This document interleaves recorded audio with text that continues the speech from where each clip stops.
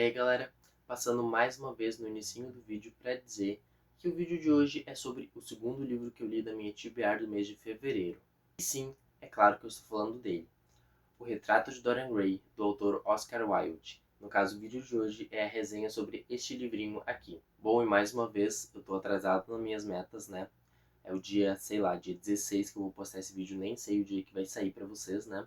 Mas é o segundo livro da TBR, então eu tô lendo muito pouco esse mês de fevereiro, infelizmente, queria estar lendo bem mais, mas por motivos pessoais eu tô conseguindo dedicar muito pouco tempo do meu dia e da minha noite à leitura. Mas eu prometo pra vocês que no mês que vem, em março, quando a minha vida já estiver, tipo assim, né, bem regulada com faculdade, trabalho e vida, né, casual, digamos assim, eu vou conseguir regular mais o tempo de leitura e trazer mais vídeos aqui mais frequentes para vocês. Eu sei que nesses últimos dias, nesse último mês do canal pelo menos, tá demorando muito tempo a sair um vídeo, mas é que eu tô realmente tendo muito pouco tempo para ler. Mas, né, como diz aquele ditado, antes tarde do que nunca, eu resolvi trazer hoje mesmo para vocês a resenha do livro Retrato de Dorian Gray, que foi o último livro que eu li, né, o segundo livro da TBR. Foi um livro, assim, incrível, que eu não dava nada no início, mas que no final se tornou um dos meus livros favoritos da vida, com certeza. Então, antes do vídeo começar, como sempre também, eu vou pedir para você deixar seu like, se inscrever no canal e ativar o sininho para não perder nenhuma notificação de vídeo novo. Sem mais enrolações, depois da intro, vamos pro vídeo.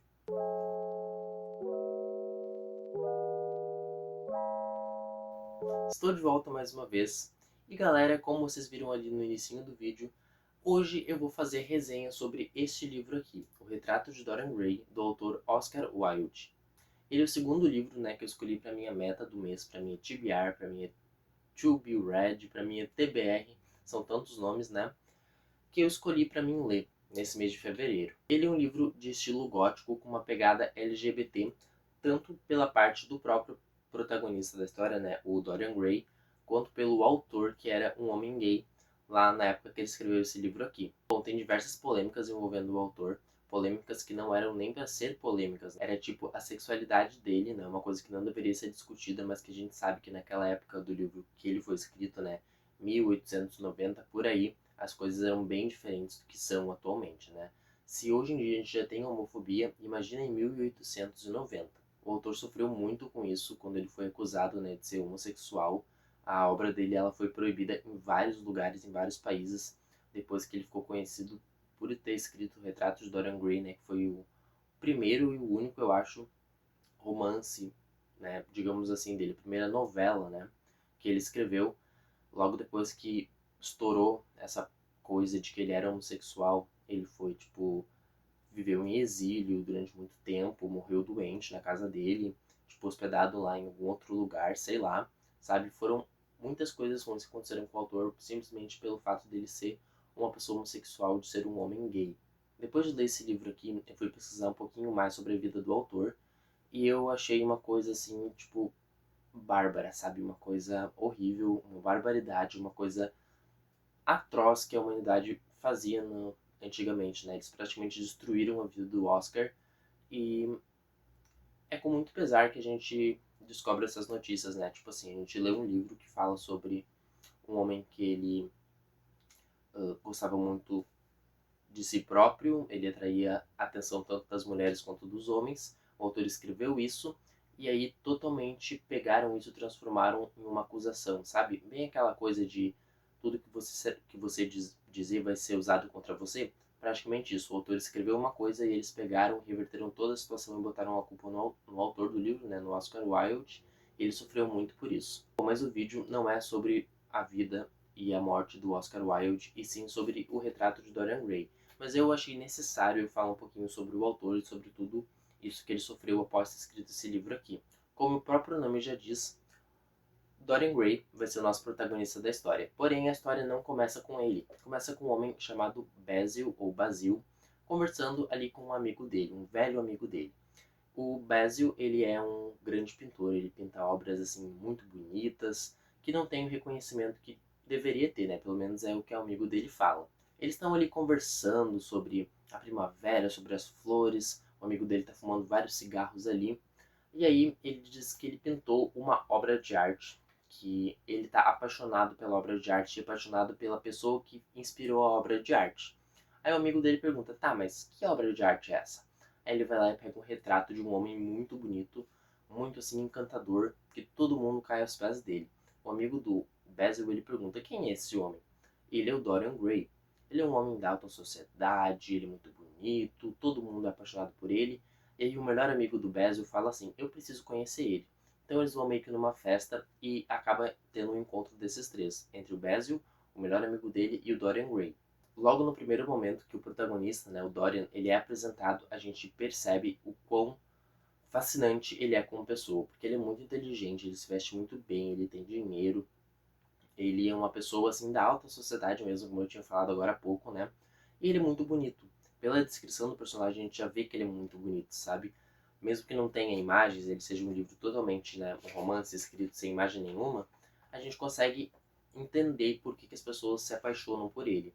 Realmente, as mulheres são obcecadas pelo Dorian Gray, os homens olham pro Dorian Gray com outro tipo de olhar. Não um olhar de tipo, ah, não sei o que, ele é chique. Não, eles olham pra ele pensando, cara, que homem perfeito, sabe? E é exatamente isso que o melhor amigo do Basil, ele acaba vendo no Dorian Gray. Ele fica apaixonado, sabe? Apaixonado por esse homem, né? Pelo próprio Dorian Gray. A partir desse ponto do livro, a gente vai começar a acompanhar o Basil conversando com o Dorian Gray, né? Ah, porque você é muito bonito. Aí o Dorian Gray fala, não, eu não sou tanto, não sou tão bonito assim. As pessoas me veem, as pessoas acham que eu sou um galã de cinema, mas na verdade eu sou uma pessoa normal. O Dorian Gray, ele não reconhece a própria beleza que ele tem, né, que ele inspira nas pessoas, tanto nos homens quanto nas mulheres. Porém, chega um momento do livro em que o Dorian Gray, ele começa a reparar no quadro dele. Ele olha para aquele quadro e ele fala, cara, como é possível, sabe? Como que eu nunca tinha me olhado num espelho antes, sei lá. Como que eu nunca tinha visto que eu era essa pessoa tão bela assim? Ele começa a contemplar o quadro e amar a si mesmo, né? Então por isso talvez que o tema do livro seja LGBT, porque ele se encara no quadro, ele se apaixona por si mesmo, né? Ele é um homem, então ele se apaixona por si mesmo. E os outros homens também, principalmente o Basil, que é o que pintou o retrato, e o amigo dele, são apaixonados, tipo, obcecados pelo Dorian Gray. Depois que começa a passar um tempo, né? Só que aí o Dorian ele começa a pensar, cara, eu sou tão bonito assim. Só que vai chegar um momento que eu vou envelhecer. E aí eu vou acabar ficando enrugado, vou ficar baixinho, vou ficar com vários cabelos brancos e eu vou perder essa beleza estonteante e imortal que eu tenho. Só que ele tá sozinho, tipo, conversando com o quadro, e aí ele fala assim: eu daria até a minha alma para ficar bonito para sempre. E aí que a carreta, né, desanda realmente. Lá no vídeo da TBR, quando eu falei sobre esse livro aqui, eu disse que eu achei que seria um pacto com a criatura demoníaca, digamos assim. Eu acho que é mais fácil falar um pacto com o diabo, né? Eu achei que seria sobre isso. Mas o Dorian, ele não literalmente fez um pacto. Ele não fez lá uma cruzinha no chão, uma coisinha. Cruzinha não. Uma estrela no chão, umas coisas assim, uma cruz invertida. Não leu a Bíblia de ponta cabeça. Não. Ele simplesmente falou pro quadro: eu daria minha alma para continuar com essa beleza para sempre. E foi isso. Ele praticamente fez um pacto sem saber que estava fazendo um pacto.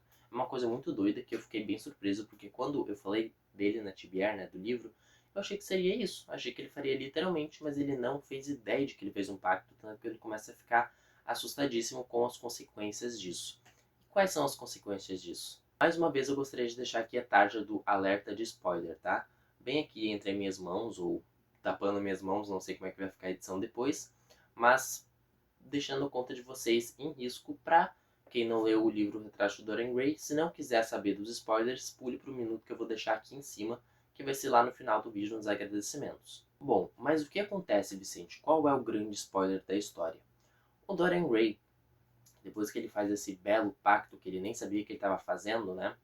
Ele descobre que o quadro envelhece. E todas as coisas ruins que o Dorian Gray como pessoa faz aparecem e são transmitidas no quadro. Então, tem um certo momento lá que ele acude com uma pessoa, ele tá apaixonado por uma garota, mas a garota não demonstra tanto amor por ele, né? Ela faz parte de um teatro, e aí ele é apaixonado por ela, quer ver todas as peças dela, e ela não retribui o amor por ele. Aí ele vai lá xingar ela e humilha ela, e o quadro começa a ficar um pouco meio desconfigurado, a cara dele começa a ficar meio bugada. E ele pensa, que porra é essa que tá acontecendo, né? Aí chega um momento que ele o quadro já ficou tão detonado que ele vem e fala pro amigo dele, Basil, né? Basil, que foi o cara que pintou o quadro. Então, eu tenho uma coisa pra te contar. Aí o Basil fala o que que foi. Ele diz assim, então, alguma coisa tá acontecendo com o quadro que tu pintou. Eu não sei o que aconteceu, mas eu tô começando a envelhecer no quadro e eu tô ficando perfeito pra sempre. Eu tô fazendo coisas erradas e o quadro tá sendo prejudicado ao invés de mim. Tipo, tudo que tá indo de maldade que eu tô fazendo tá indo pro quadro. Aí o Basil fala, não, eu não acredito nisso. Então eles vão lá e eles olham aquilo, sabe? O Basil olha pro quadro e fala, pelo amor de Deus, o que que é isso? Eu preciso tirar isso daqui, eu preciso mostrar pro mundo, pro museu, pra todo mundo ver que obra de arte que eu fiz. Só que aí o Dorian Gray, ele tá tão possuído pela própria beleza, pela própria, né, longevidade da vida dele, que ele vai ficar bonito pra sempre, que ele simplesmente pega um garfo e o Basil, ele literalmente esfaqueia ou esgarfeia, não sei como é que seria a palavra, esgarfeia o Basil até a morte, tipo, até sentir o osso, até matar. Ele realmente mata o pintor, dá um sumiço no corpo dele e fala pro mordomo, então, mordomo, não por telefone porque na época não tinha, né? Eu imagino. Então, mordomo, acontece que o Basil ele saiu à meia-noite, ele não me deu sinal de vida e tu viu alguma coisa? Aí o mordomo fala, então, sim, ele saiu à meia-noite mesmo, mas ele não falou nada, ele disse que ele ia falar com o senhor quando ele chegasse em Paris, e é isso, né? Porque realmente o Basil tinha saído da casa, mas o Dorian Gray puxou ele de cantinho e, né, foi mostrar o quadro e depois esgarfiou ele.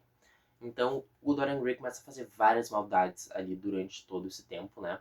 Essa primeira maldade que ele mata o Basil acontece lá pela página 180 por aí, no capítulo 13. Exatamente no capítulo 13, onde eu tinha botado a mão aqui antes, né? E o livro vai até o capítulo 20.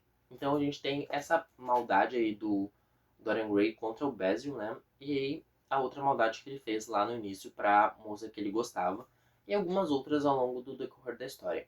A gente consegue perceber também que o Dorian Gray, ele realmente tá arrependido. Foi isso que eu percebi pelo menos. Ele tá meio que arrependido. Porque por essas coisas que ele fez, sabe? Quando ele tá agindo no ato do impulso, pela beleza dele, pelo quadro dele, ele não tá nem aí. Ele realmente faz as coisas sem pensar. Mas depois ele começa a pensar, cara, eu fiz uma desgraça. Como eu vou reparar isso? Só que a cada coisa que ele faz não tem reparação, né? Combinamos. Em todo livro que a gente tem um vilão, que a gente pensa assim, nossa, esse cara, ele é um FDP, ele fez muita merda, ele matou muita gente, eu quero que ele se ferre no final. O retrato de Dorian Gray é totalmente o contrário disso. A gente torce pra ele se dar mal no final por causa das atrocidades que ele fez. E ele não se dá mal no final, gente. Isso eu acho que foi o maior choque de realidade pra mim, né? Porque quando eu leio um livro que tem um vilão que eu odeio muito, eu quero que ele morra. Só que, né? Não é basicamente isso que acontece, né? O Dorian Gray ele não se ferra bonito como a gente gostaria no final. Isso foi o que me deixou muito puto, que me fez dar uma nota maior ainda pro livro. Quando eu me surpreendo muito com a leitura, quando não é o que eu esperava, eu dou uma nota muito mais alta do que eu daria se fosse uma coisa que eu espero, né? Por isso que eu gosto tanto de Agatha Christie, porque eu sempre penso em alguma coisa e não é aquela coisa e eu acabo me surpreendendo porque não é o que eu estava pensando e é muito melhor do que eu estava pensando. Então, esse livro aqui subiu no meu conceito totalmente. Até a parte do quadro, ali que né, o quadro começa a envelhecer depois que ele mata o Basil, eu tinha dado 3,5 estrelas para ele. Só que no final eu acabei dando 4,5 estrelas, né, no final da leitura. Foi quase um perfeito lá no Scooby, que eu avalio pelo Scooby e faço resenhas por lá também, né? Mas não foi por causa do início do livro que eu achei meio arrastado e eu achei meio, como é que posso dizer, complicado, sabe? Tipo assim, a primeira frase do livro, tá? Aqui não, aqui é o prefácio. O ateliê estava inundado pela fragrância opulenta das rosas, e quando a brisa suave de verão soprava em meio às árvores do jardim, penetrava pela porta aberta o aroma denso do lilás, ou o perfume mais delicado do espinheiro de floração cor-de-rosa, sabe? São uma pegada meio Tolkien, digamos assim, né? Eu me senti muito como se eu estivesse lendo O Senhor dos Anéis no início desse livro aqui. Só que é só no início. Porque depois ele começa a ser uma leitura fácil e fluida e tu não consegue mais parar. Tanto que eu li ele em 2 dias. Foi praticamente o mesmo tempo que eu li o outro livro do TBR. Foi bem rapidinho, né? E só isso mesmo que me irritou um pouco no início, porque pareceu que o autor estava tentando, sei lá, deixar a escrita mais difícil, mais ah, difícil realmente de ser lida, mas depois no final do livro, depois, sei lá, da página 10, sei lá, a leitura ficou simplesmente fácil e muito boa de se ler, muito gostosinha. Por isso que eu gostei tanto do livro, mas eu não dei as 5 estrelas que ele talvez merecesse se o inicinho dele não tivesse sido tão complicado de se ler. Agora que eu já dei minha opinião final sobre o livro, já avaliei ele com 4 estrelas e meia, que eu não sei nem como vou deixar aqui na edição, né? Porque eu sei que tem as estrelinhas completas nos emojis. Não sei como é que eu vou fazer meia estrela, mas eu vou tentar dar o meu melhor. Provavelmente vai ficar uma coisa muito engraçada que vocês vão rir muito da minha cara. Mas não tem o que eu possa fazer, né? Depois de tudo isso, todas essas explicações, vamos à edição do livro que eu vou mostrar mais uma vez, assim como eu fiz no primeiro vídeo lá falando sobre a Tibiar do mês de fevereiro. Bom, a capa do livro é bem comumzinha, né? Essa parte cinza com o rostinho do Dorian Gray, tipo, se desfazendo. Aqui embaixo a gente tem essa parte preta escrito, né, o Oscar Wilde e o retrato de Dorian Gray. E ele é da editora Penguin Companhia, que é um selo da Companhia das Letras, né, que publica só livros clássicos. Ele é uma edição econômica, ou seja, ele não tem orelha. Ele é bem, como é que eu posso dizer, frágil, né? Se eu deixar ele aberto muito tempo, se eu arregaçar ele assim, não estou fazendo com força, tá? Tá bem de leve. Ele fica aberto, olha, coisa que não acontece com um livro que tem orelha. Mas ele tem uma diagramação excelente e a edição eu daria uma nota 3, porque o simples fato de não ter travessão nas falas me deixa muito brabo, tá? Eu não gosto de livros onde as falas são em aspas, que nem esse daqui é. Eu prefiro 1000 vezes travessão. Por isso que eu sempre dou uma nota, quase nunca dou nota 5 para os livros da Dark Side, porque Dark Side só publica livros com aspas nas falas, e eu não gosto nada disso, né? Mas essa edição da Penguin, ela tem textos de apoio, ela tem o prefácio do próprio autor, ó, prefácio Oscar Wilde, e logo depois tem o próprio livro, né? E no final tem alguma coisa, eu acho. Tem sim, no final tem mais títulos da Penguin Companhia, que eu acho legal pra gente conhecer outras obras de outros autores, ou até mesmo do próprio autor, né? Eu sei que o Dorian Gray, o Oscar Wilde, ele escreveu um livro chamado Fantasmas de Canterville, alguma coisa assim, um livro de terror, que eu pretendo ler também depois de ter me apaixonado totalmente pela história do Dorian Gray. Bom, gente, o vídeo foi esse. Eu espero muito que vocês tenham gostado. Se gostaram, já sabem, deixem seu like, se inscrevam no canal e ativem o sininho para não perder nenhuma notificação de vídeo novo. Logo mais, daqui uns dias, né, porque fevereiro tem 28 dias, eu vou trazer aqui o terceiro vídeo da série, terceiro não, o segundo vídeo da série Desencalhando Livros, né, que é aquela série onde eu pego um livro velho da minha estante, seja velho por estar na minha estante há muito tempo, ou um livro velho literalmente de tempo, né, mais desgastado, e leio aqui pra vocês. Leio pra vocês não, leio pra mim e gravo pra vocês, e vocês vão ter a surpresa de descobrir qual foi o livro velho que eu escolhi e por quê, qual foi a minha opinião, uma coisa bem legal, como foi lá no primeiro vídeo do Desencalhando Livros. É isso então, e até o próximo vídeo.